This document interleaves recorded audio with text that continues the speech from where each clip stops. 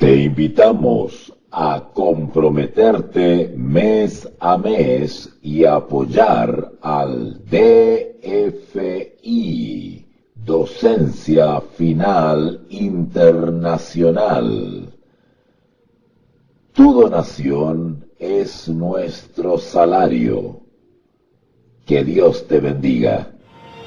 Bueno, vamos a iniciar entonces con la lectura del capítulo 7 de Primera Corintios. Capítulo 7 de Primera Corintios. Problemas del matrimonio.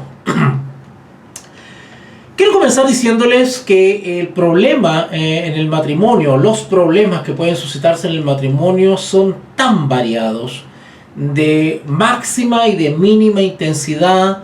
Problemas en el matrimonio desde sus inicios, problemas del matrimonio en su madurez, problemas en el matrimonio entre creyentes, problemas del matrimonio entre un creyente y un incrédulo, problemas con los solteros, problemas con conductas conyugales inadecuadas, problemas con temperamentos, problemas con violencia, problemas con abusos, ¿no es cierto?, en el matrimonio, dentro del vínculo matrimonial, el divorcio, cuándo, cómo, en qué circunstancias se aplica el divorcio, qué significa el divorcio, qué es el divorcio. ¿Existe bíblicamente el divorcio en la Escritura? ¿Cuándo se aplica? ¿Desde cuándo? ¿Por qué? ¿El matrimonio, la institución del matrimonio, es para toda la vida? ¿Se puede disolver o es indisoluble? Todas esas cositas están claramente enseñadas en la palabra de Dios. Y pues presumo que me va a tomar más tiempo del programado poder tratar estos temas, porque van saliendo aristas y van saliendo inquietudes. Así que yo invito a quienes me están escuchando, quienes me van a escuchar, que hagan sus preguntas a través del chat, ¿verdad? Estoy transmitiendo a través de Facebook y a través de YouTube, así que siéntanse libres en la medida que voy avanzando en la lectura y en el análisis sobre el problema en el matrimonio. Ustedes pueden hacerme las consultas por chat. ¿Ok? Ahora, si alguno de ustedes me quiere hacer la pregunta directamente a través de una llamada, no tengo ningún problema que me llamen vía WhatsApp o vía Telegram, que me hagan una llamada telefónica por voz. No tengo ningún problema que lo hagan, y aprovechamos de, bueno, si se puede, ¿no es cierto?, hacer audible su pregunta para que así los demás puedan también participar y ver si sus inquietudes también interpretan a otros. Ahora, si sus inquietudes son muy personales, muy íntimas, pues yo no tengo ningún problema en que ustedes, después del programa, ustedes me llamen, me hagan las consultas y yo con mucho gusto les voy a responder. Si es que es algo muy privado y no quieren que exponerlo por este medio, ningún problema, lo pueden hacer de manera privada.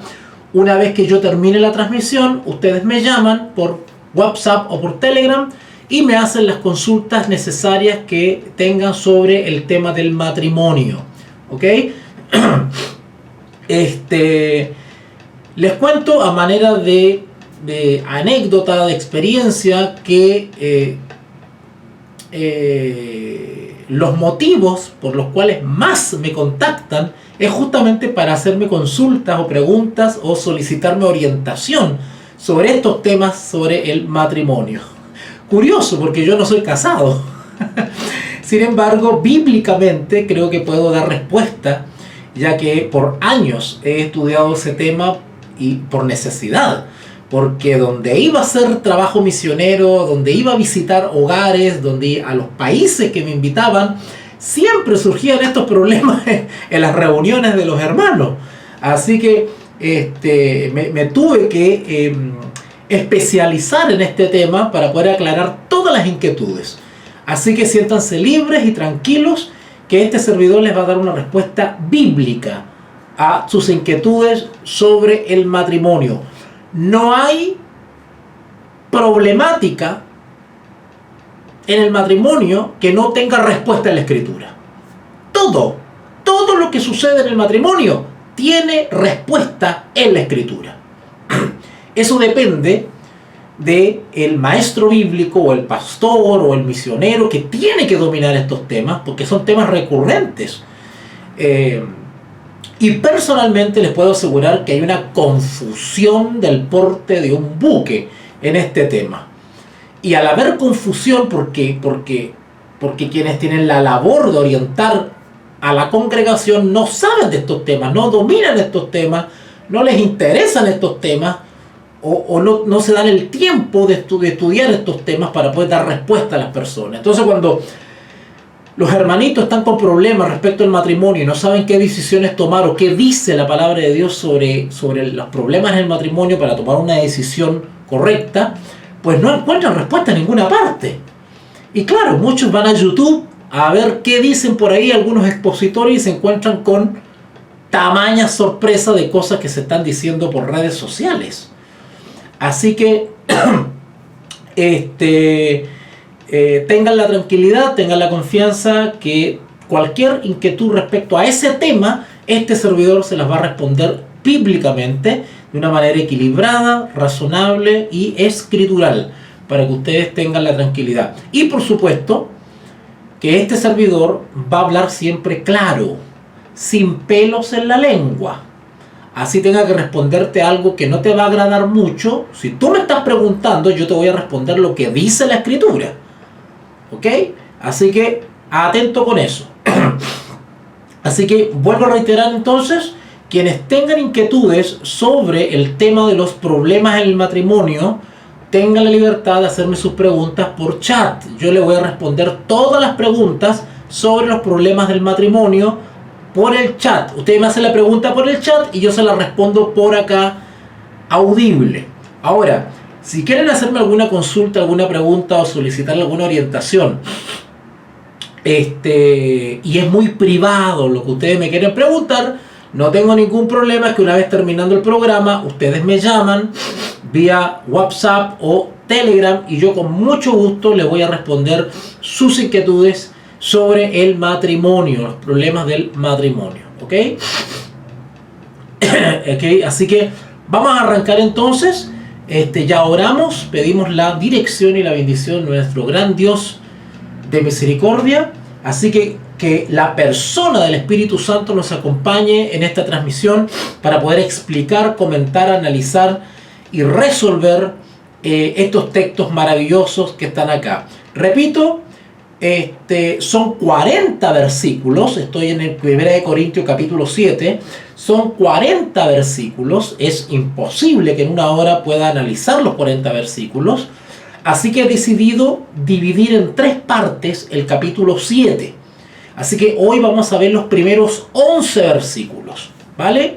Y así vamos a ir avanzando y avanzando en este tema maravilloso que tiene que ver con los problemas del matrimonio. Digo maravillosos porque la solución, las respuestas que da la palabra inspirada son maravillosas respecto a un problema que se suscita, se ha suscitado y va a seguir suscitándose en la iglesia.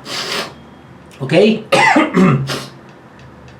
Ok, bueno, vamos a iniciar entonces en el nombre de nuestro Señor Jesucristo. 1 Corintios capítulo 7, problemas del matrimonio. Versículo 1, dice así la palabra del Señor. En cuanto a las cosas de que me escribisteis, ¿ok? Evidentemente el apóstol Pablo está haciendo alusión a cartas que le hicieron llegar a él desde Corintio, haciéndole consultas sobre problemas en el matrimonio. Bueno, históricamente hablando, esas cartas se han perdido.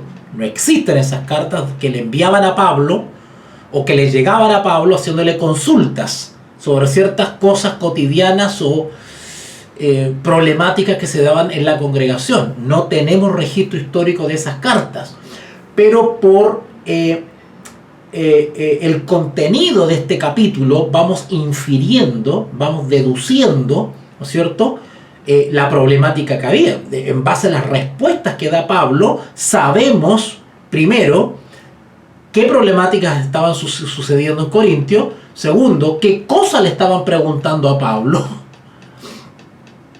Así que en base a lo que describe el capítulo 7, tenemos testimonio a todas las generaciones de las problemáticas que se estaban dando.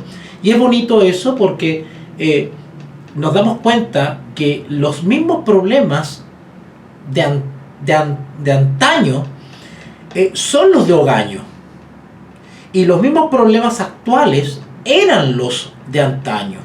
Entonces, las relaciones humanas en la iglesia de Corintio, en el siglo I, no eran muy diferentes a las que existen hoy en día.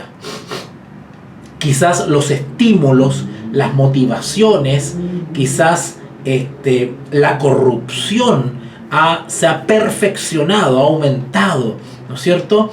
Pero la naturaleza humana caída, la tendencia hacia lo malo es la misma, ayer y hoy. Así que vamos a avanzar entonces con estos versículos. En cuanto a las cosas que me escribisteis, bueno sería al hombre.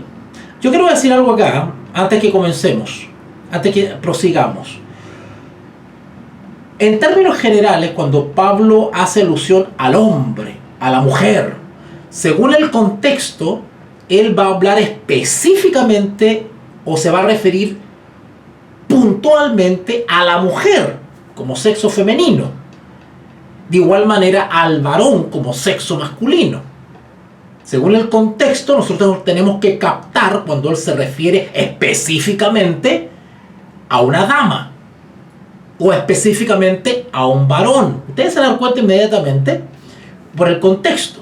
Pero también tenemos que darnos cuenta y percibir cuando él le habla en general, el hombre, ¿no es cierto? Cuando dice el hombre, se está refiriendo en un neutro masculino y que hace alusión a todo el género humano, hombre y mujer. Integra.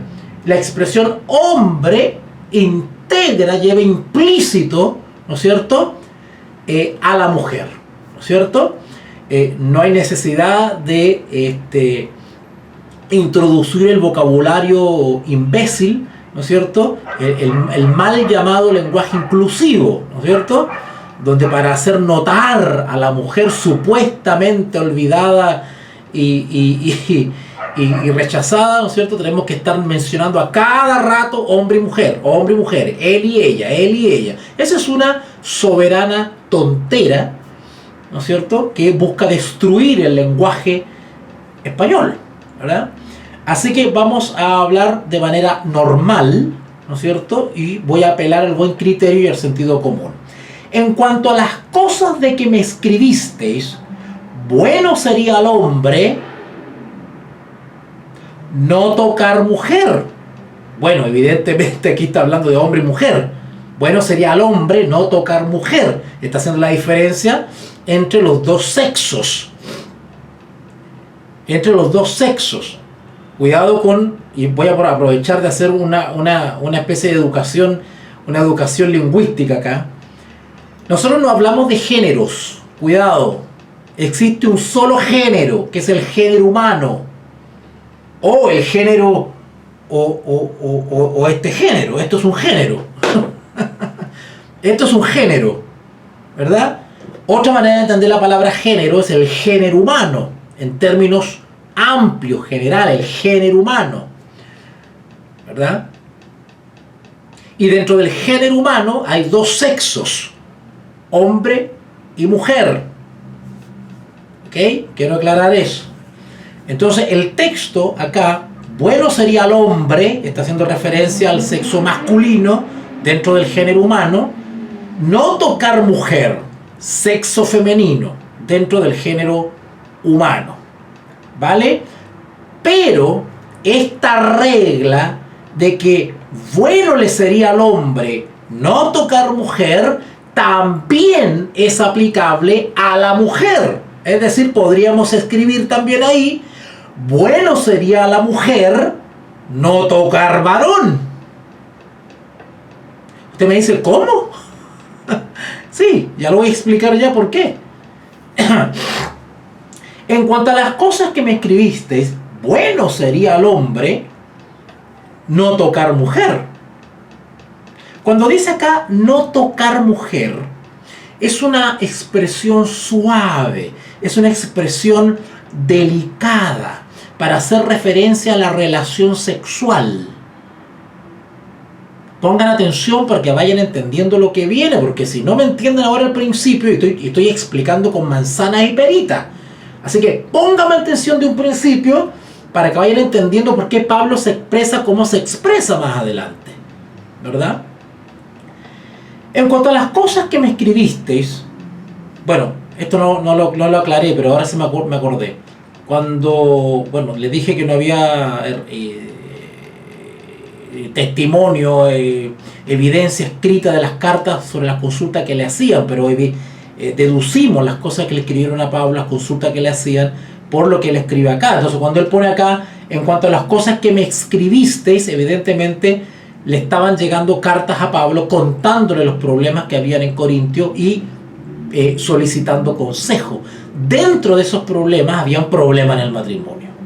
En cuanto a las cosas que me escribisteis, bueno sería al hombre no tocar mujer.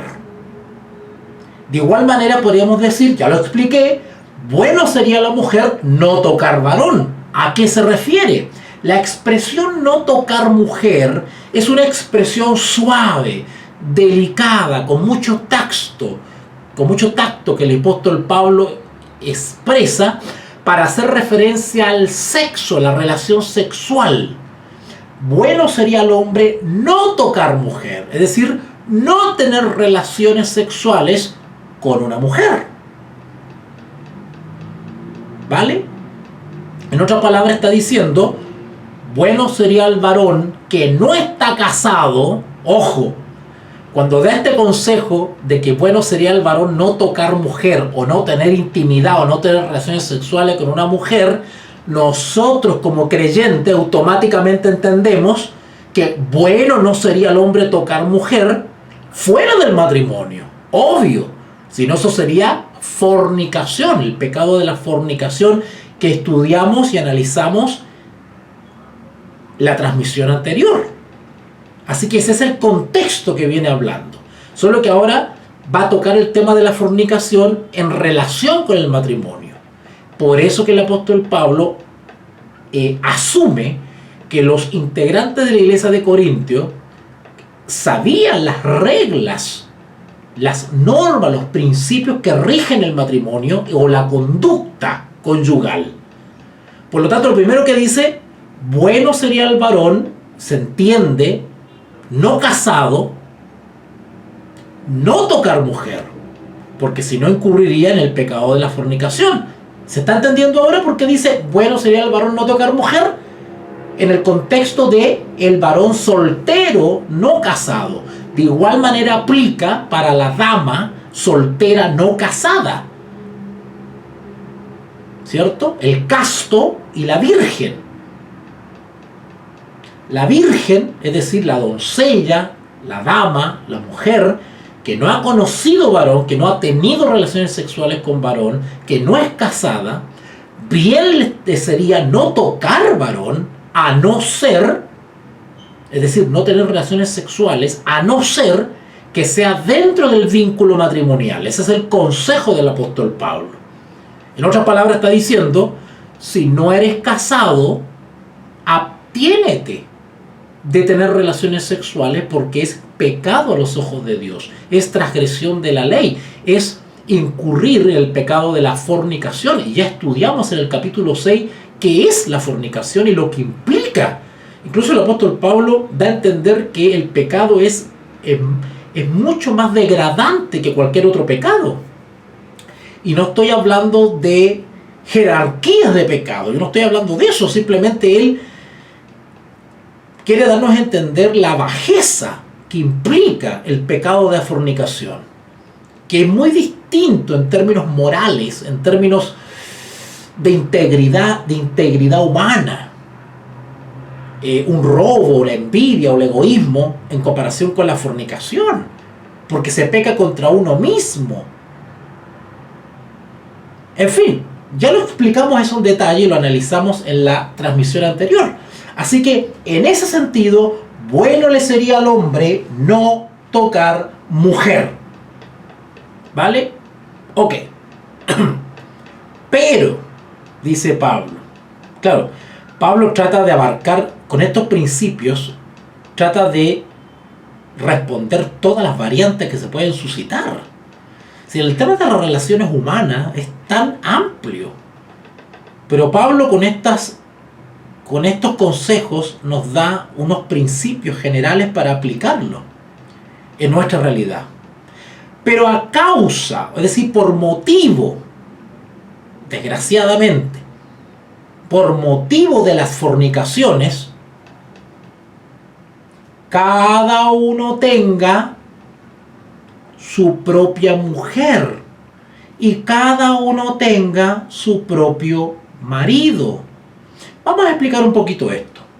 Dice acá, por causa de las fornicaciones. En otras palabras, Pablo está diciendo, si bien opto y aconsejo, recomiendo no tocar mujer o no tocar varón y mantenerse casto, célibe, en abstinencia, ¿no es cierto?, hasta que llegue el momento, ¿no es cierto?, de contraer matrimonio, dentro del cual es lícito que los cónyuges tengan relaciones sexuales, se amen, se deseen y se disfruten. Claro que sí. Pero, dice Pablo, estoy parafraseando un poquitito, tratando de explicar esto de que por causa de la fornicación, pero Pablo dice, lo da a entender, ¿no es cierto?, pero como no todos están dispuestos a abstenerse y a quedarse solitos sin tocar mujer, pues mi consejo entonces es, para que no caigan en la fornicación, para que no tengan una vida de represión emocional, física, ¿no es cierto?, para que no incurran en esa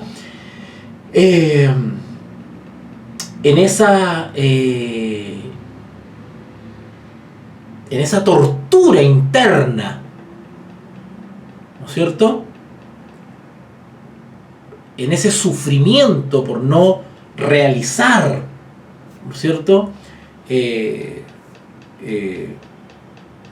el deseo de estar con una pareja, pues cásense.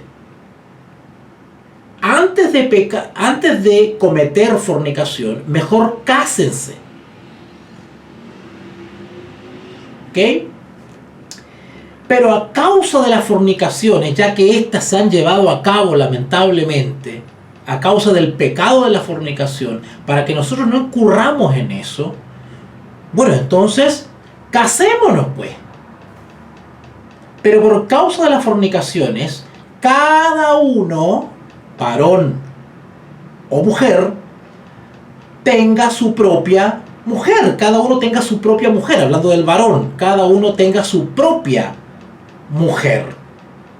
Y cada uno tenga su propio marido. Cuando Pablo explica acá su propia mujer y su propio marido, está hablando de la monogamia.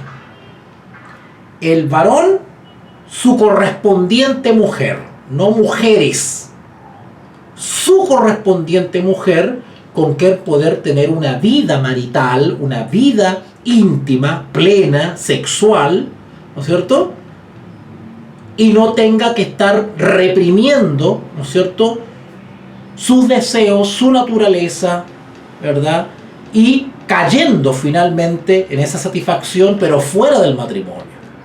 En este caso pecando, fornicando. Para evitar eso, cásese. Y cada uno tenga su propia pareja. Es decir, una relación monógama. ¿Ok? Él establece el principio de la monogamia acá.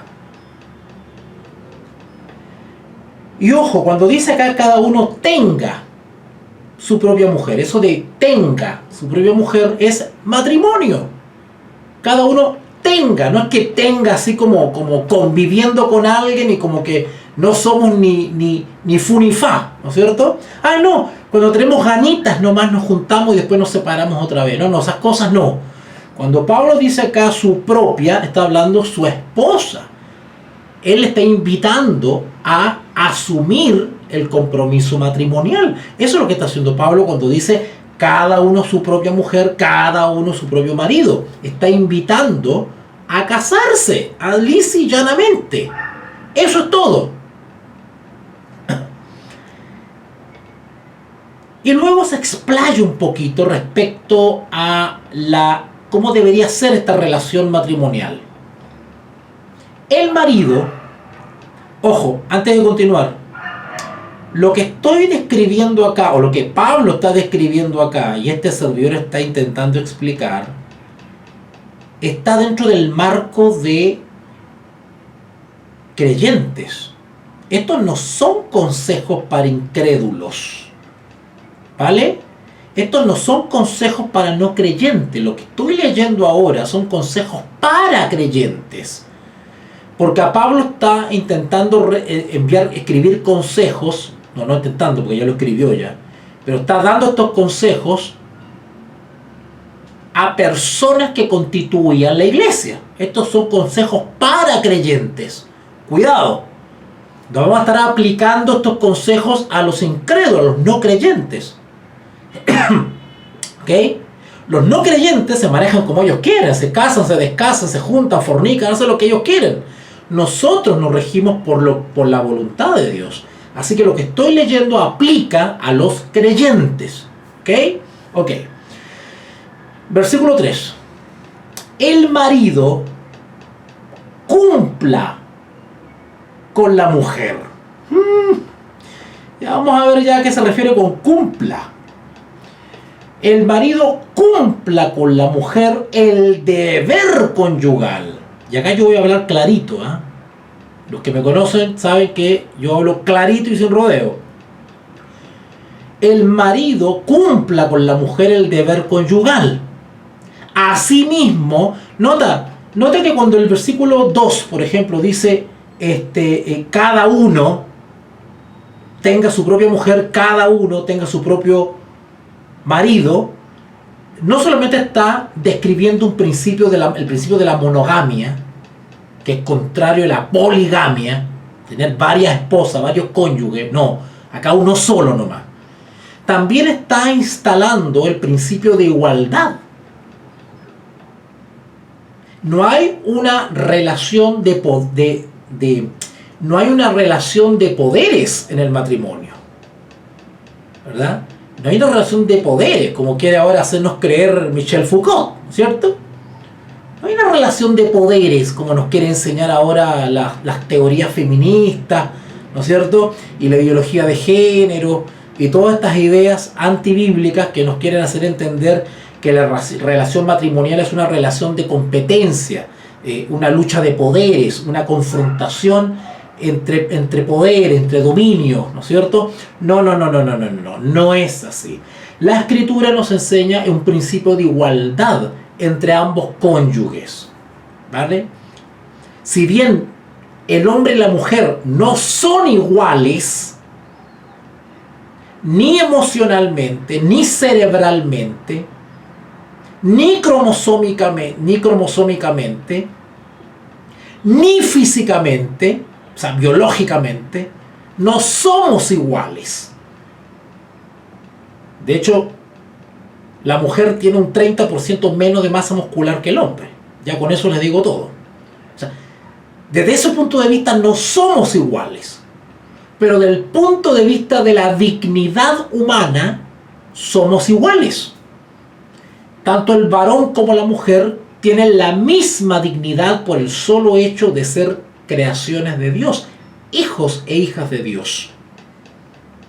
¿Ok? A cada uno le ha dado un papel, un rol, una función, un lugar en la vida social. Y al varón igual. Y eso está establecido por Dios. Así que nada de que el varón mira a la mujer y diga, ay, pero ¿y por qué ella tiene eso y por qué yo no? ¿Por qué ella puede tener hijo y yo no? Porque esos son los conflictos que ahora quieren imponer, ¿verdad? Ay, la mujer dice, ¿y por qué a él le salen bigotes y a mí no? Yo también quiero bigotes, no somos iguales. Yo quiero ser igual a él. Y tratan de introducir esa cosa esa cosa como que hacer sentir menos víctimas, ¿no es cierto?, a uno de los cónyuges por el hecho que no tiene algo que tiene el otro y viceversa. ¡Qué tontera más grande! En la palabra de Dios se nos enseña, y ahí está en el versículo 3, un principio de igualdad. Tanto al varón tenga su propia mujer, como a la mujer tenga su propio marido. Igualdad. El mismo principio de igualdad está establecido en el versículo 3. El marido cumpla con la mujer el deber conyugal. Y aquí está el principio de igualdad. Asimismo, la mujer con el marido. Yo creo que quienes promueven la teología feminista no han leído bien estos versículos. Me gustaría contarles un testimonio de una persona con la cual me reuní ayer, un pastor, pero no se los voy a contar porque si no se me va a ir el tiempo. Sobre estos temas, yo casi me caí de la silla, pero bueno. El marido cumpla con la mujer el deber conyugal y asimismo la mujer con el marido. ¿A qué se refiere Pablo cuando dice que el marido debe cumplir con la mujer en el deber conyugal? Bueno, no está el tiempo ahora para recorrer toda la Biblia, pero los deberes conyugales mutuos, compartidos y complementados están descritos en la Escritura. Uno o dos, lo voy a nombrar dos solamente. Dos de los deberes que tiene el marido para con la mujer, con su pareja, ¿no es cierto? Qué feo sea la pareja. Bueno, sí, es su pareja, ¿verdad? Por algo es una relación monógama. Es cuidarla, atenderla, preocuparse, acompañarla, ser su compañero, no solamente físicamente, sino emocionalmente, proporcionar contención, apoyo, guía, ayuda, ¿verdad? Protección, sobre todo.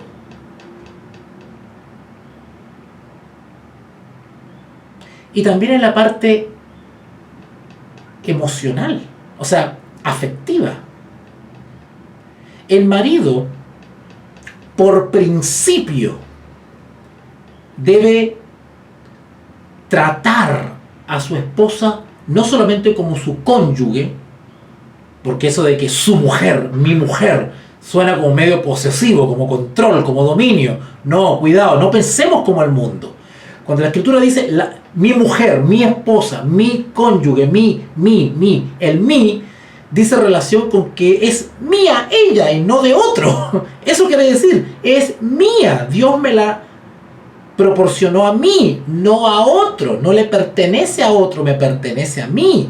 Y como es mía, por misericordia de Dios, yo la cuido como algo muy preciado porque es mío. Mío en el sentido de protección, no de egoísmo, de propiedad, ¿no es cierto? De dominio sobre una cosa, no. Mío en el sentido de que es mi responsabilidad, me pertenece a mí, es un privilegio de que ella sea mía y no de otro. En ese sentido, así tenemos que pensar los creyentes, ¿vale? Y por lo tanto, existe un principio de amor establecido por Dios, porque aparte de ser mi esposa, es mi hermana en Cristo. Cuando yo veo a mi esposa, no solamente es mi esposa, es una hija de Dios y que merece todo el respeto y todo el cuidado y toda la atención y todo el amor. Así le empiezan a salir arrugas, que la gravedad empieza a hacer efecto, que su cabecita se llene de canas, ¿no es cierto? Que se le caigan un par de dientes, que no sé qué. Cuando empiezan todas esas cosas que estéticamente ya no son atractivas, ahí que queda el principio, un principio que a mí me rige. y que es el principio del amor.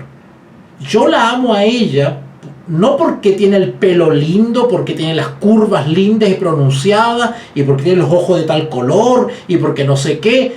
Yo no la amo por eso necesariamente, aunque es un factor que influye en la atracción. Pero yo la amo a ella. ¿Yo qué amo de ella? Amo su ser, amo su carácter, amo porque ella ama a Dios. La amo porque ella ama al mismo Dios. Segundo, la amo porque Dios nos ha unido. Yo amo a Dios y Dios me ha unido a ella.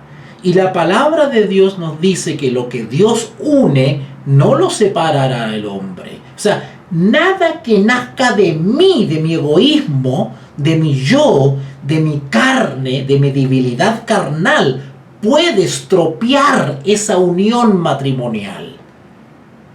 ¿Qué cosa que nace de mi yo podría estropear mi relación matrimonial? Ay, ya no me gusta porque no se le ven las curvas que antes tenía. Bueno, ahí no está primando el principio del amor a Dios, ahí está primando mi yo, mi gusto. Ahí está primando un asunto carnal, superficial, concupiscente. Entonces como ya tiene muchas arruguitas, porque son hartos años con ella, pues la desecho, me busco una más joven. Así piensa el corrupto que no está en Cristo. El Hijo de Dios ama a su pareja, ama a su esposa por lo que es, su ser, ama su compañerismo, su fidelidad, ama su amor a Dios, ama lo que han construido juntos, valora lo que se ha construido por años, valora la paciencia, la dedicación, la crianza y la formación de los niños, la atención, que cuando ha estado enfermo ha estado ahí. Todo eso se valora y construye el edificio del matrimonio y lo hace sólido. De eso yo me enamoro. El atractivo físico o estético es de segundo o tercer orden. Digo segundo y tercer orden porque es algo que es inevitable ignorar. Es obvio que humanamente uno se siente atraído por ciertas características de una persona. Obvio. Sería hipócrita si no lo admitiese. Pero a nosotros nos rige otros parámetros, otros principios. ¿Vale? Así que el versículo 3 también nos reafirma el principio de igualdad. El marido cumpla con la mujer el deber conyugal y asimismo la mujer con el marido. Y ojo, cuando prima este principio del amor, no hay problemática en el matrimonio que no se pueda solucionar, o si no se puede solucionar, se aprende a vivir por amor con ese problema. Por ejemplo, y voy a ser bien gráfico, bien claro acá. Por ejemplo, si mi esposa, y pongo de ejemplo a la mujer, porque yo soy varón, entonces hablo como hombre, pero lo mismo correría para una mujer hacia un hombre, ¿verdad? Por ejemplo, si mi esposa, después de 15 años de feliz matrimonio, sufre un accidente, sufre un percance y ella queda en silla de ruedas, ¿no es cierto? Y el hecho de tener un cónyuge, por ejemplo, en silla de ruedas o paralizada en ciertas partes del cuerpo, eso afecta un poquitito, afecta la relación íntima, la relación marital, las relaciones ya no son las mismas, hay incomodidades, qué sé yo. Todo eso hay que arrastrarlo y soportarlo y vivirlo por amor.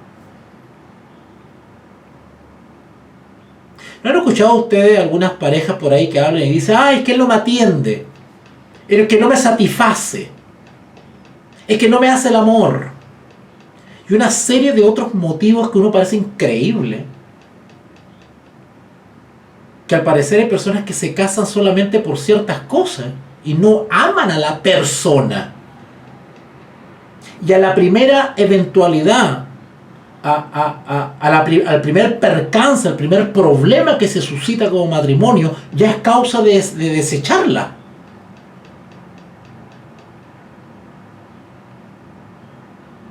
Bueno, hay cónyuges que tienen problemas de salud.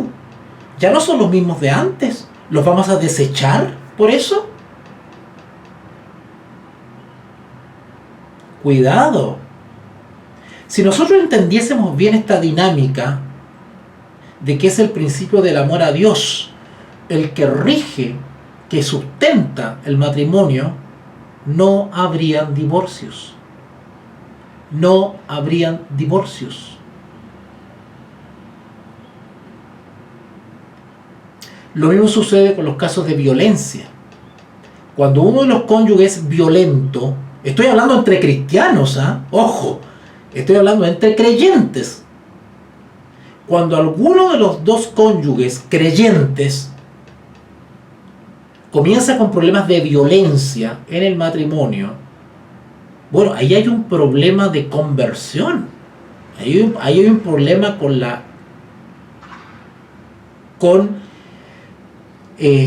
hay una derrota en la lucha contra el pecado.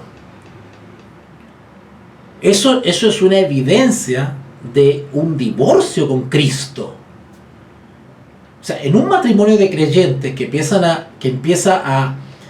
empieza a desarrollarse una espiral de violencia, es indicativo que hay un divorcio con Cristo.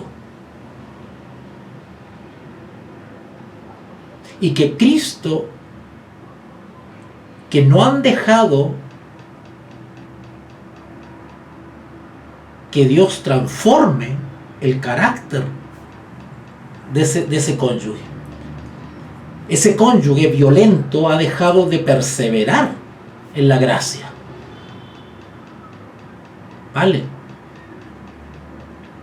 Lo mismo pasa con los cónyuges que empiezan a coquetear con otros hermanos. La cónyuge que empieza a coquetear con otro hermano, con el pastor, y esos casos se dan. Lo mismo con el cónyuge que comienza a coquetear con otra hermana. Eso es síntoma de que se ha dejado de perseverar en la gracia de Cristo. Eso es síntoma o señal de que hay un divorcio con Cristo.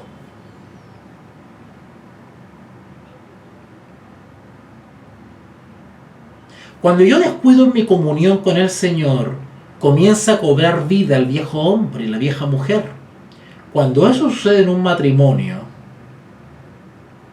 eso es una espiral que solamente va a terminar con adulterio.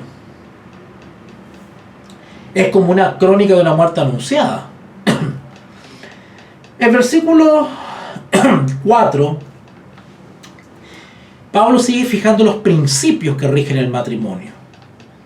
La mujer, ahora toca a la mujer, no tiene potestad sobre su propio cuerpo. Esto de potestad dice relación con el dominio, autoridad, dominio. La mujer no tiene poder, potestad sobre su propio cuerpo. Qué interesante que hoy en día las ideologías feministas dicen derecho sobre mi cuerpo, dicen ellas, ¿no es cierto? Derecho sobre mi cuerpo para abortar, dicen ellos. Bueno, la palabra de Dios no dice eso. La palabra de Dios dice que la mujer no tiene potestad sobre su cuerpo, sobre su propio cuerpo. Qué curioso cómo los principios del enemigo de Dios se anteponen a los principios bíblicos. Impresionante. La mujer no tiene poder sobre su propio cuerpo. Otra vez el principio de igualdad.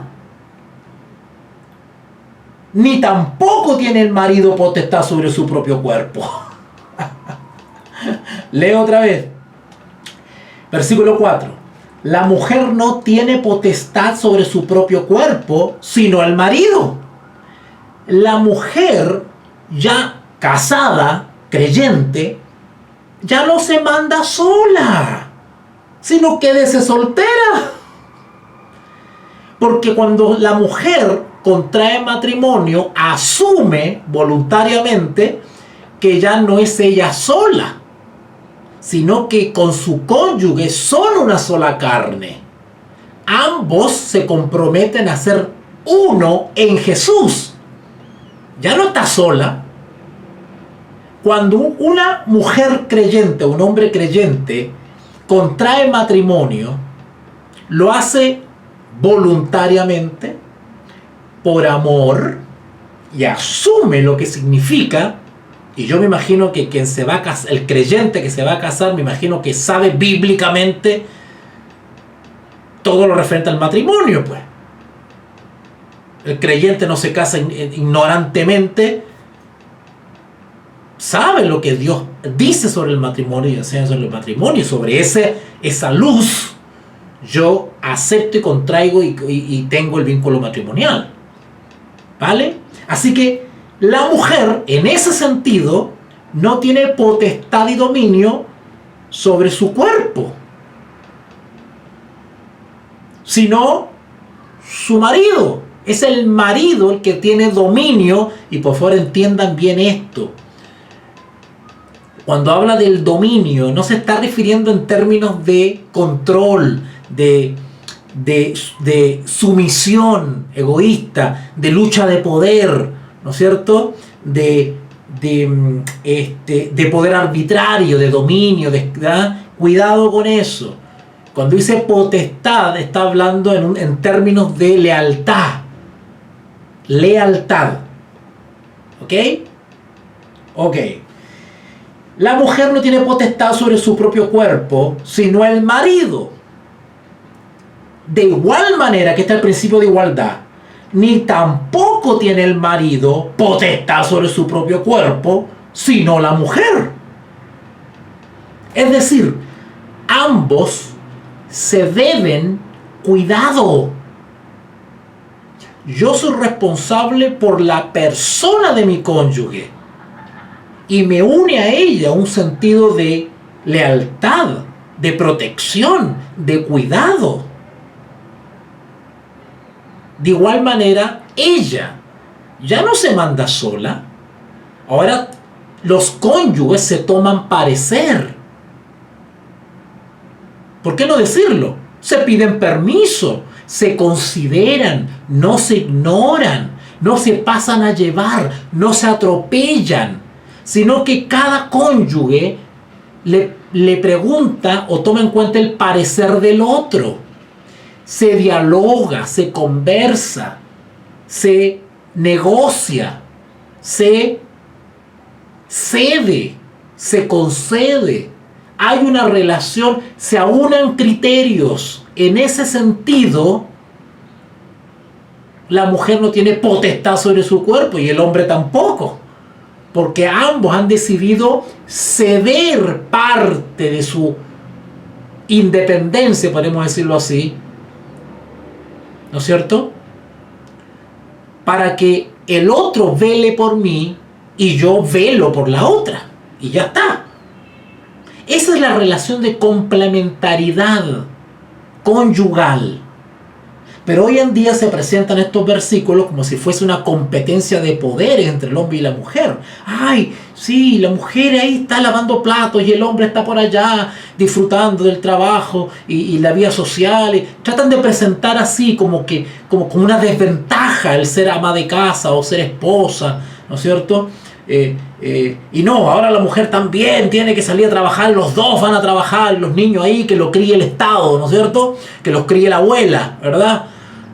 Porque si no, tú vas a estar aquí en la casa esclavizada y el otro está por allá, ¿no es cierto? Y empiezan a alimentar esta odiosidad, a meter estos venenos, ¿verdad? Dice el versículo 5, y ahora se pone interesante esto. Pongan atención, sobre todos los que son solteros. Pongan atención. Pero seguimos todavía con los cónyuges. Seguimos con los cónyuges. Versículo 5. El apóstol Pablo sigue aconsejando respecto a problemáticas que se estaban dando en Corintios. Pero antes de tocar los temas puntuales, Pablo da todo este consejo, ¿no es cierto?, que acabo de explicar. o deja claro estos principios. Y ahora empieza a desarrollar un poquitito la idea. Consejo para los matrimonios creyentes. Estoy hablando en ese contexto de los creyentes. No os neguéis el uno al otro.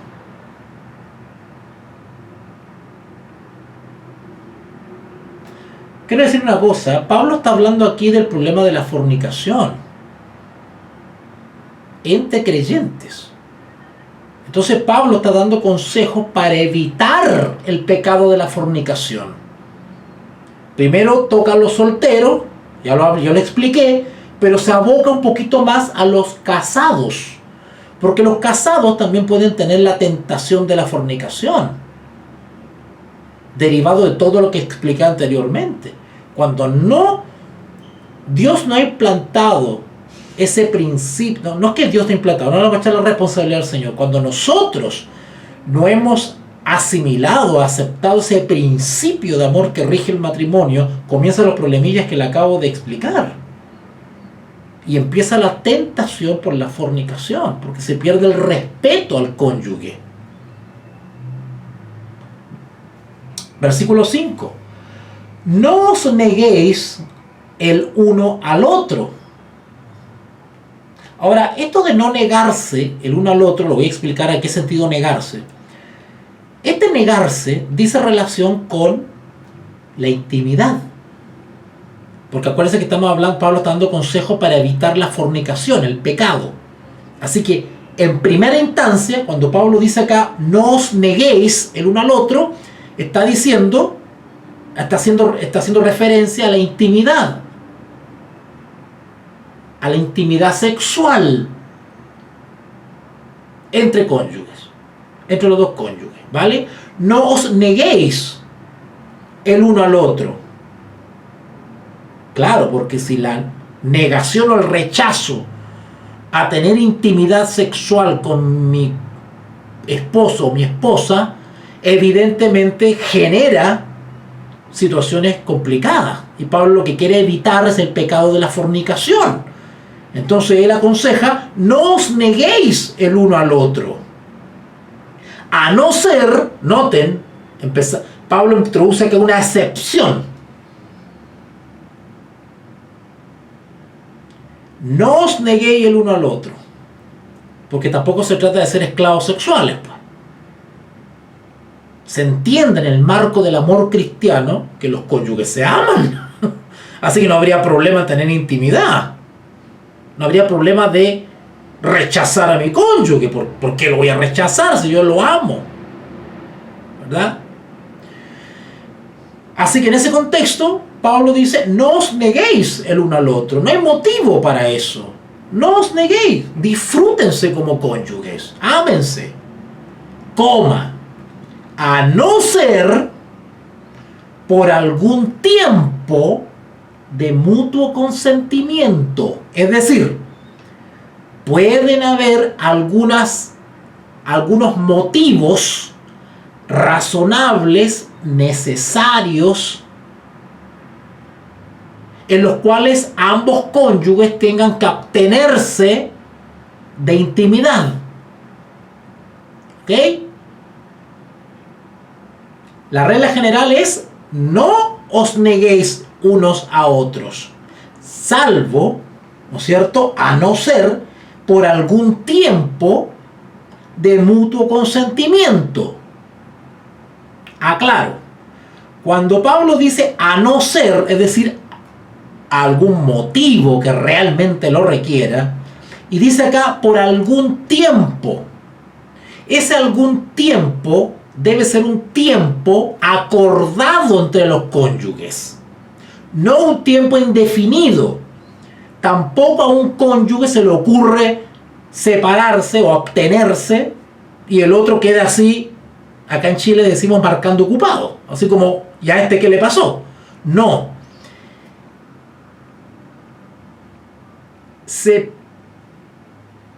En casos puntuales y muy necesarios, puede acordarse. Por eso le digo que el diálogo es fundamental. la conversación, la confianza. Puede acordarse entre cónyuges por algún motivo especial, que ya también voy a tocar ese tema. ¿Qué motivos pueden justificar el que ambos se abstengan de intimidad por un tiempo? Ahora, lo que aconseja el apóstol Pablo es que este tiempo sea un tiempo primero acordado. Ya lo vamos a ver en el texto ahí. Un tiempo acordado entre ambos. En el fondo es ponerse de acuerdo cuánto tiempo pueden estar en abstinencia. Eso es todo, ¿vale? Y cuánto tiempo necesitaría cada uno. Ok. Segundo, tiene que ser un tiempo prudente. Porque si es un tiempo imprudente, pues nuevamente abrimos las puertas a la tentación y a la fornicación. Si ese es el tema. Pablo está dando consejos para evitar la fornicación y que se rompa el matrimonio. ¿Vale?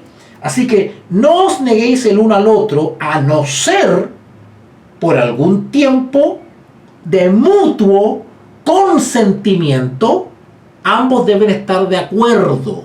Si no están de acuerdo, no se abstengan.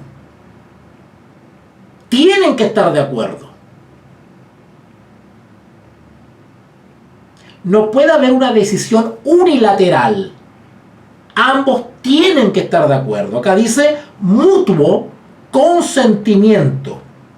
Ahora, cuando se concreta esta abstención de ambos, no es para que uno para allá vaya a hacer lo que quiere como si fuese soltero y la otra haga lo que quiera por allá por otro lado como si fuese soltera, porque se entiende que la abstinencia mutua que han concretado y que la cual se han puesto de acuerdo es para solucionar una situación.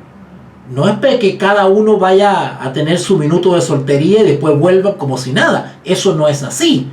El objetivo de esa abstinencia mutua, ¿no es cierto?, es para solucionar, es con la disposición de ambas partes para solucionar o atender alguna situación que amerite esa abstinencia mutua. ¿Vale?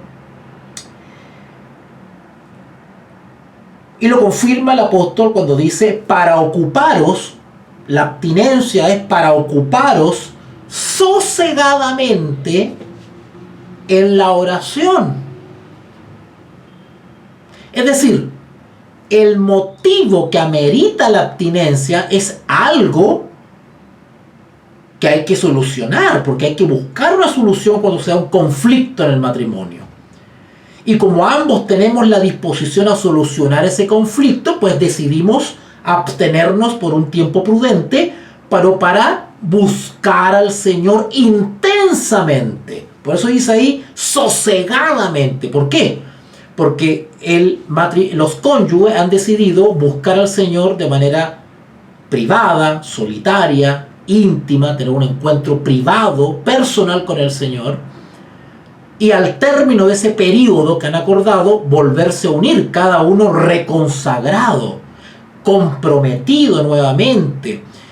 Quizás cada uno en su intimidad ha pedido perdón, se ha reconciliado con Dios, ha reflexionado sobre la problemática que los aqueja, ha reivindicado su compromiso con su cónyuge, etcétera, etcétera. Así que se entiende que ambos se abstienen para buscar al Señor. ¿Y el Señor qué hace en esa instancia? Sana, cura, repara, rehabilita. Y cuando ambos cónyuges vuelven a unirse, se unen en el amor del Señor. Otra vez vuelven a reunirse en el amor de Cristo. Eso es todo. Ahora, ¿qué motivos pueden ameritar esta abstención momentánea en la pareja?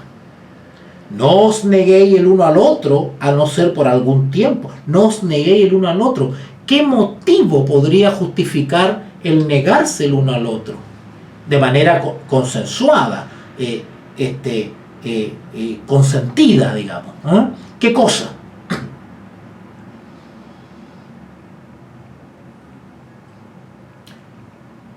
cientos de cosas.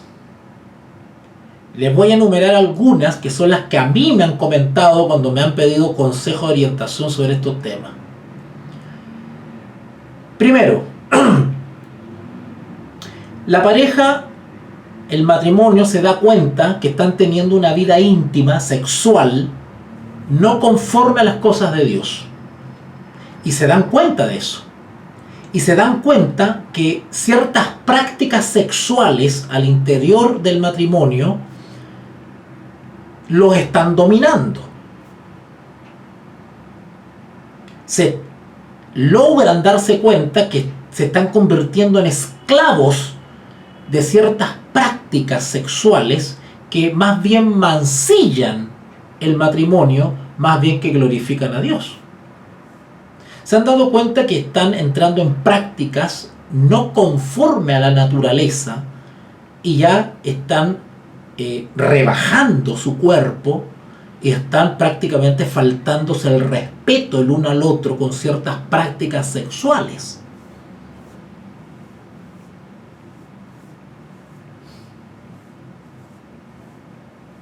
Cuando ambos cónyuges conversan esos temas y se dan cuenta que hay un problema, se justifica que ambos se abstengan, reflexione, cada uno busque al Señor sosegadamente, se arrepientan de todo corazón y luego vuelvan, después de un tiempo prudente, a reunirse, a reconciliarse y a enmendar su conducta.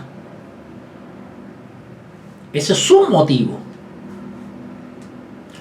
Otro motivo muy común es la violencia.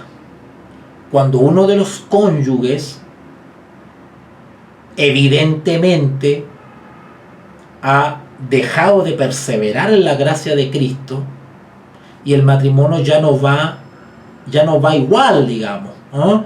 Hay un cónyuge que busca del Señor y el otro no está buscando mucho del Señor.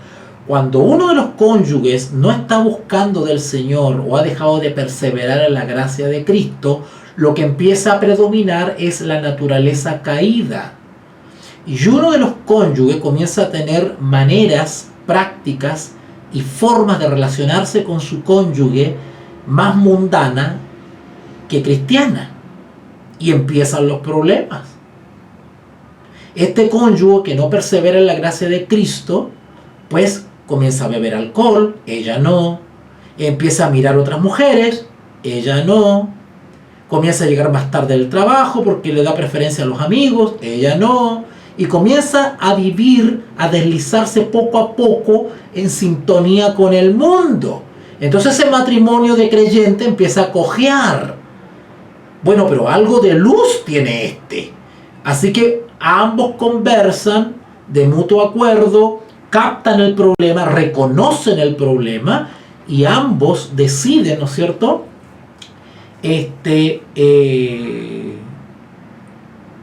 darse un tiempo de consagración, de búsqueda del Señor.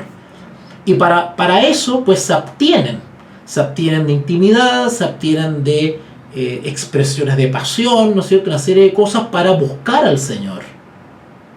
Ahora, toda esta disposición a arreglar las cosas dependen de que se reconozca el problema. Primero, que se reconozca el problema que existe en el matrimonio, y segundo, que reconozcan la autoridad de Dios. Eso es lo otro. Eso es lo otro. Ahora, ¿qué pasa en los casos extremos? Por ejemplo, muchos me han escrito, me han llamado incluso personas que me han contado que uno de los cónyuges creyentes ha dejado de perseverar en la gracia de Cristo y se ha puesto muy violento. Ha comenzado a levantarle la mano a su pareja. Y que esta escalada no está encontrando freno esto. Bueno, cuando las cosas se hacen muy difíciles y ya hay una violencia creciente por parte de uno de los cónyuges, también es necesario, de mutuo acuerdo, y ya voy a tocar el otro caso más extremo todavía, de mutuo acuerdo, ¿no es cierto?, separarse. Pero vuelvo a repetir, requiere primero que ambos, el violento y la víctima, reconozcan el problema. Es importante que el violento reconozca que está actuando mal, que generalmente sucede. El creyente que se pone violento generalmente sabe que está actuando mal. Así que eso es una gran ventaja en ese sentido. Y que el violento tenga la disposición a enmendar esa situación. Dicho lo cual, amerita una búsqueda del Señor. Ojalá que el violento, en su momento de soledad y de búsqueda, porque quiere realmente superar ese problema, pueda tener un encuentro con el Señor, enmendar su camino para poder retomar otra vez su vida matrimonial normalmente. Y para eso requiere efectivamente del apoyo absoluto de su cónyuge. ¿Vale? Ahora, ¿qué sucede? Porque también me han preguntado sobre eso. ¿Qué sucede cuando uno de los cónyuges es irremediablemente violento y ya ha llegado a un nivel en el cual ya está corriendo peligro la integridad física de su esposa, en este caso? ¿Qué sucede con eso? Cuando el violento está en una condición absolutamente de rebeldía y de ceguedad, y la violencia está creciendo cada vez más, y eso está afectando a los hijos, y está afectando al entorno, y está llegando a niveles en los cuales su pareja ya está corriendo peligro su vida, su integridad física. Bueno, en esos casos también hay solución. Cuando el apóstol Pablo habla, y nosotros lo estudiamos, que en 1 Corintios capítulo 6, cuando hablaba de los litigios delante de los incrédulos, ¿se acuerdan? Que lo aconsejable era no ir a resolver nuestros problemas de creyentes, del mundo creyente, a tribunales o autoridades civiles, que no era conveniente, que las cosas que suceden entre creyentes se solucionan entre creyentes y por la fe. Pero ¿qué pasa cuando falla? Cuando uno de los cónyuges es extremadamente violento y está corriendo peligro la vida de su pareja y también de los hijos, y está afectando psicológica, física y emocionalmente al entorno. ¿Qué hacemos ahí? Bueno, muy sencillo, si la Escritura nos da la solución. La Escritura también nos enseña que nosotros somos respetuosos de las autoridades, porque han sido establecidas por Dios. Y en última instancia, somos ciudadanos de este mundo, ¿verdad? Y cuando no encontramos solución mediante el diálogo, la paciencia, la exhortación, y el cónyuge insiste en ser violento e ignorar todos los llamados que se han hecho, estamos absolutamente autorizados por la palabra de Dios para recurrir a otras instancias. Y es en ese momento que tenemos que recurrir a las autoridades civiles. ¿Vale? Así que ese es el paso que hay que hacer.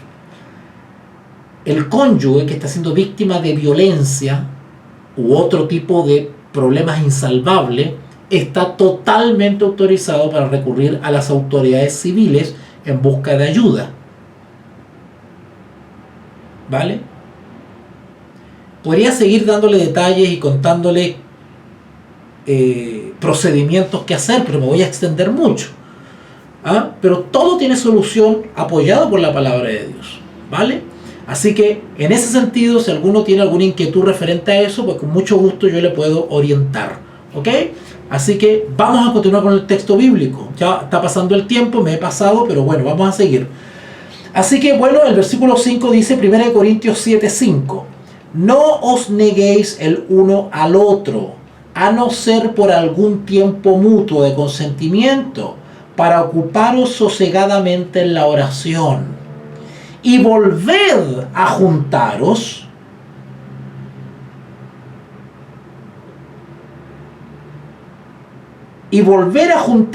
en uno como matrimonio, para que no os tiente Satanás. Por eso que el tiempo es prudente de abstinencia, para que no tiente Satanás desde el punto de vista de la fornicación, a causa de vuestra incontinencia. ¿Se dan cuenta?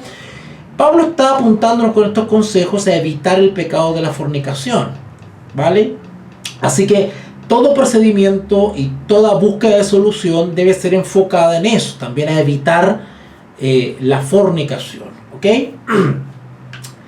Versículo 6, y en relación con el 5, y a propósito del 5, dice Pablo, mas esto, noten que el versículo 6 cuando dice esto, se está refiriendo al versículo 5. Mas esto digo por vía de concesión, no por mandamiento. Ahora, ¿qué quiere decir esto de concesión? La palabra concesión, si ustedes ven otras versiones bíblicas, la palabra concesión dice relación con un acuerdo mutuo, con una convivencia u opinión mutua. Es decir, la salida que estoy ofreciendo en el versículo 5 tiene que ser en base a una conversación mutua, un acuerdo mutuo. ¿Ok? No es que yo lo esté ordenando, dice Pablo, no es por mandamiento, sino que esa solución debe nacer de ustedes. Yo recomiendo que esa es la salida, ¿cierto? Por mutuo consentimiento, por mutua concesión.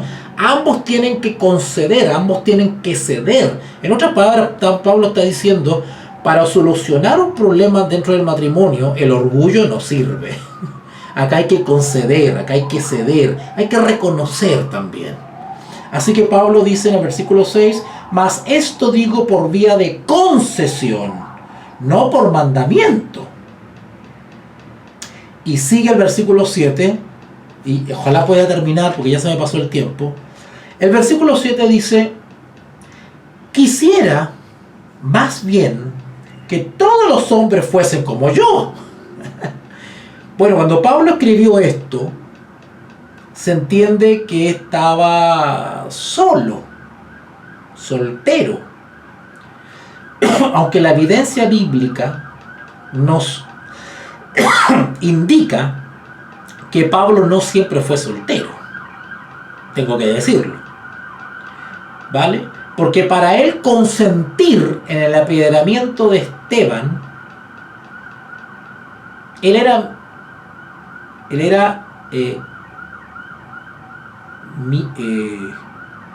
no sé si, ustedes me corregirán, pero no sé si era miembro del Sanedrín o era candidato a ser miembro del Sanedrín. Sea por una o sea por otra, tenía que estar casado. Un miembro del Sanedrín no podía ser soltero. Así que la evidencia bíblica nos indica que Pablo era casado o estuvo casado. Sin embargo, en estas circunstancias, en estas circunstancias misioneras, cuando Pablo se ejerce la obra misionera, estaba solo. Así que en ese sentido, en esa condición de soltería o de estar solo, Pablo dice, quisiera más bien que todos los hombres fuesen como yo, o sea, solo, soltero. Quisiera, ese es el deseo personal de él. Pero cada uno tiene su propio don de Dios. Yo no soy igual que los demás, ni ustedes tienen que ser igual a mí, dice Pablo, ¿verdad? Bueno, yo tengo el don o la gracia de poder mantenerme solo. Y así estoy bien. Pero otros no, sobre todo los que han sido casados, pues tendrán más dificultad para estar solos, ¿verdad? Quisiera más bien que todos los hombres fuesen como yo, pero cada uno tiene su propio don de Dios. En este caso el don de la abstinencia, que claramente lo poseía Pablo y no tenían por qué tener los otros varones u otras damas. Uno, a la verdad, de un modo, Dios le ha dado un don, y a otro, de otro. ¿Vale?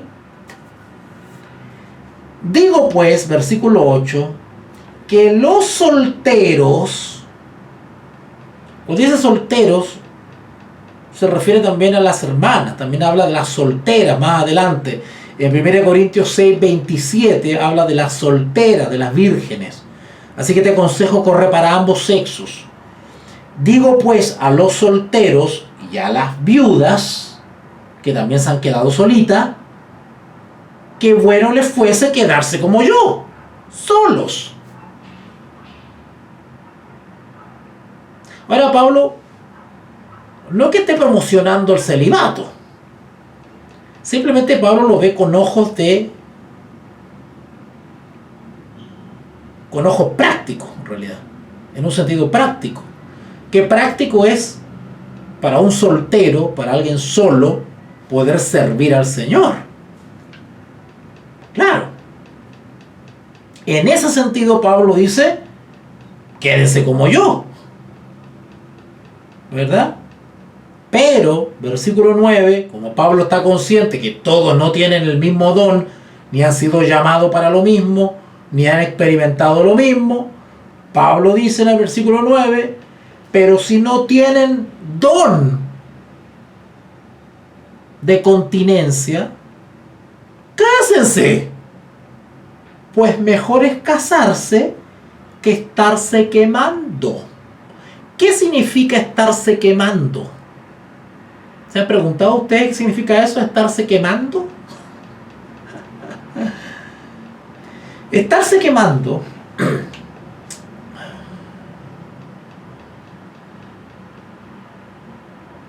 yo tengo tantas cosas que contar que me estoy aguantando. Estarse quemando, aplicable tanto para varones como para chicas, estarse quemando es aquel que no soporta la soledad y que por lo tanto empieza a experimentar una perturbación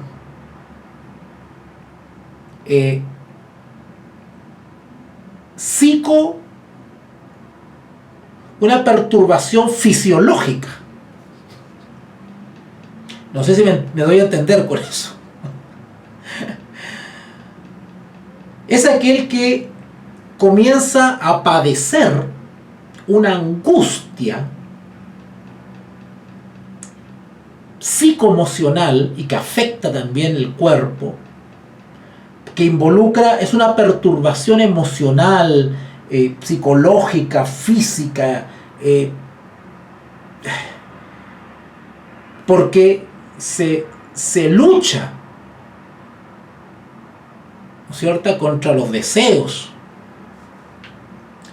Entonces, quien no tiene el don o no está habituado a la soledad, cásense.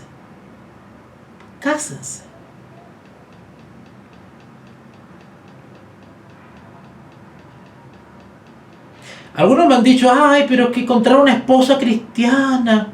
No, o sea, hay muchas chicas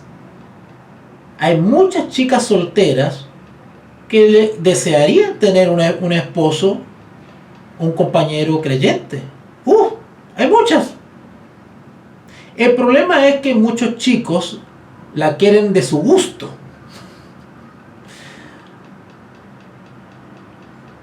Porque primero está el ideal estético de lo que a mí me gusta, y después en segundo lugar está el que sea creyente. Ese es el problema. Y las chicas igual. ¿Y eso qué quiere decir? Que está primando el yo, está primando la naturaleza caída.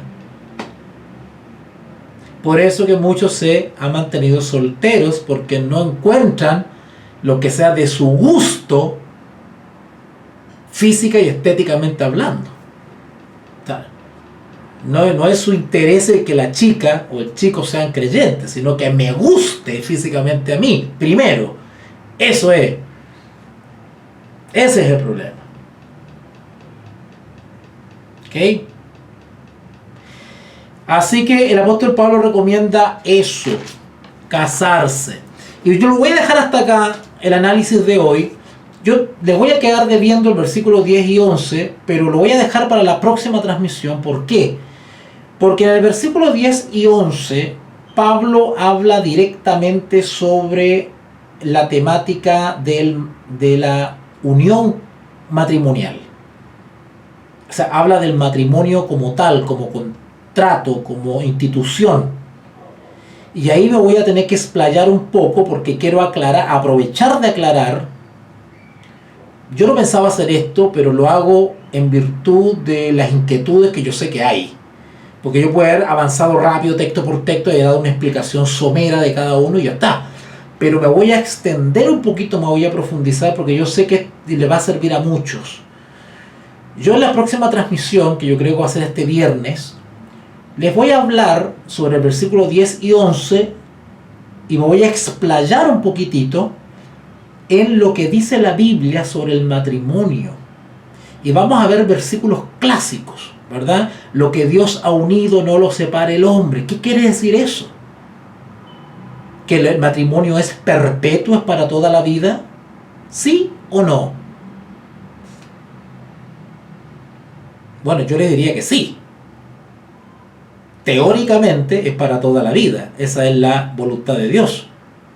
Pero también el Señor ha tomado en cuenta la debilidad humana. Claro, en términos generales, el plan de Dios en general es que el matrimonio sea para toda la vida.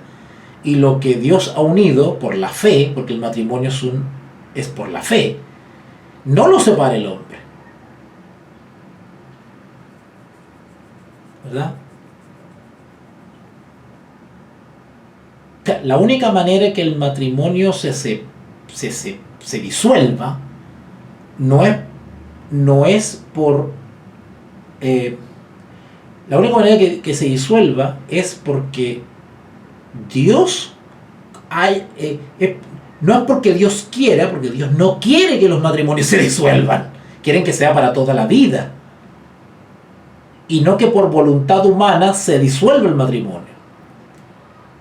La única manera que el matrimonio se disuelva es porque Dios considere algún motivo para el cual eso se rompa. ¿Se dan cuenta? Vamos a hablar sobre eso porque hay sectas fanáticas en el cristianismo que están proponiendo algunas cosas increíbles que yo no sé de dónde las sacan. De hecho, he estudiado los versículos que usan estas sectas y me parece increíble cómo los entienden y cómo los interpretan. Por ejemplo, interpretan algunos textos cuando el Señor dice, bueno, todo eso lo vamos a ver el viernes, ¿ya? Pero le voy a dar un adelantito. Interpretan ese texto que dice, lo que Dios ha unido no lo separe el hombre. Entonces, estas mentes perturbadas, ¿cómo interpretan ese texto? Que el matrimonio es perpetuo, que es para toda la vida. Bueno, sí y no. Sí, es para toda la vida, pero sí y no. O sea, no es absoluto. Entonces, ¿qué dicen estas personas? Dicen, como es para toda la vida y es perpetuo y lo que unió Dios no lo separa el hombre, entonces el matrimonio puede pasar de todo y esa persona sigue casada. O sea, el marido puede golpear a la mujer las veces que quiera, pero siguen casados. La mujer puede huir por la violencia en el hogar y separarse de su esposo, ¿no es cierto?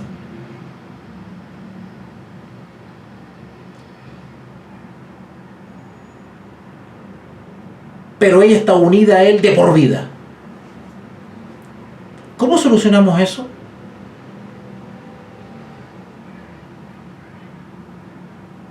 Incluso algunos han llegado a tal locura que dicen que si la esposa engaña al esposo, de todas maneras están unidos en matrimonio. Es decir, el engañado no puede divorciarse de la adúltera y rehacer su vida porque sigue casado con ella, porque el matrimonio es para toda la vida.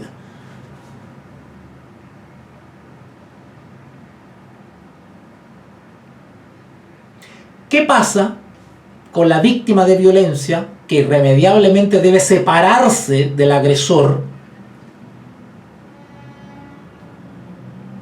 ¿Siguen casados? ¿Puede haber reconciliación?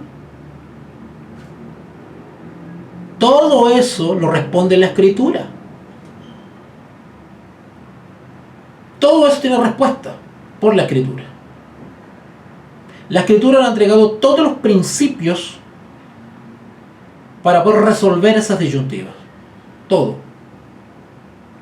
Hay otros que dicen que no puede haber segundo matrimonio. Que el divorciado, en el caso que estas sectas reconozcan que la Escritura habla del divorcio, que los divorciados no pueden rehacer su vida porque siguen casados. O sea, todo el engaño y el fanatismo nace de una mala interpretación de los versículos que hablan sobre lo que Dios ha unido, no lo separe el hombre. Y condenan a los cónyuges a estar casados para toda la vida, pese a todo lo que puede suceder. Cuando la misma Escritura ha considerado la excepción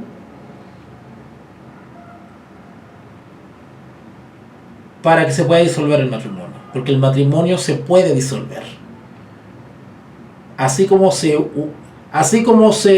unió, se puede desunir. Todo eso lo voy a explicar el viernes. ¿Vale? Todo eso lo voy a explicar el viernes. No voy a dar nombres ni apellidos, no voy a aludir a nadie directamente, pero sí voy a mencionar las malas interpretaciones que están haciendo algunas sectas satánicas, fanáticas del cristianismo. Digo satánicas porque son doctrinas de Satanás, no son doctrinas bíblicas, son doctrinas pervertidas. Y que están arruinando la vida de un montón de matrimonios al darle malos consejos. Al dar malos consejos respecto al matrimonio, están arruinando vidas, no están dando soluciones.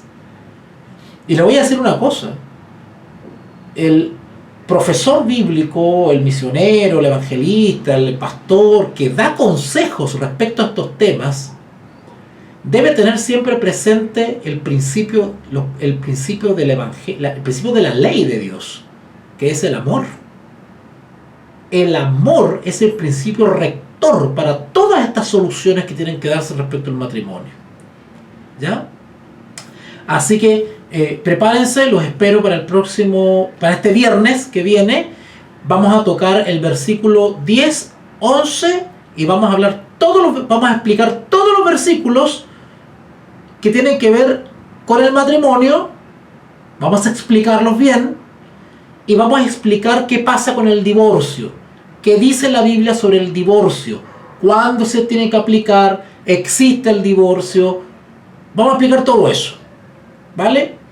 Les va a quedar súper clarito para que no venga nadie a ustedes a confundirlo respecto a este tema. ¿Vale?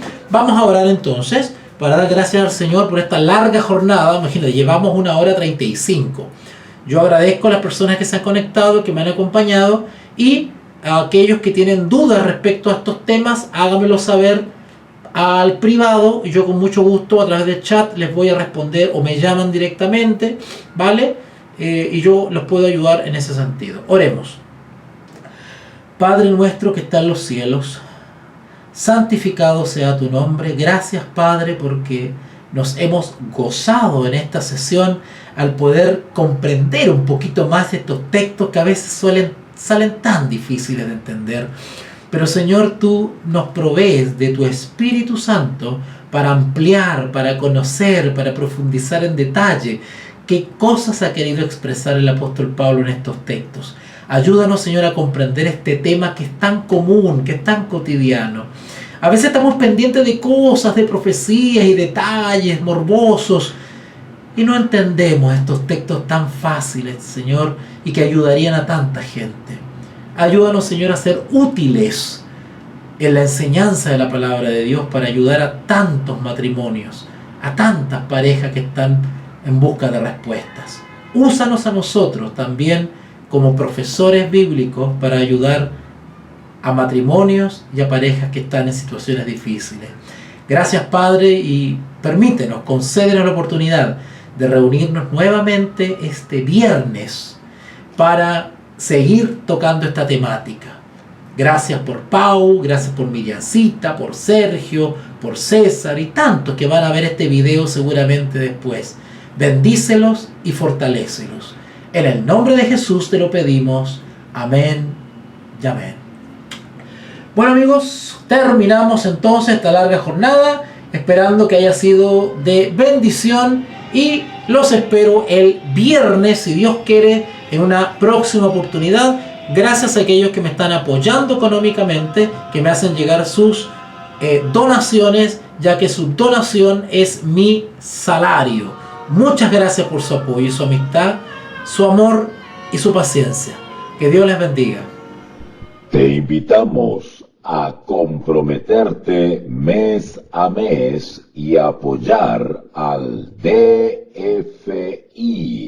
Docencia Final Internacional.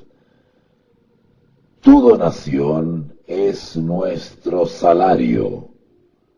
Que Dios te bendiga.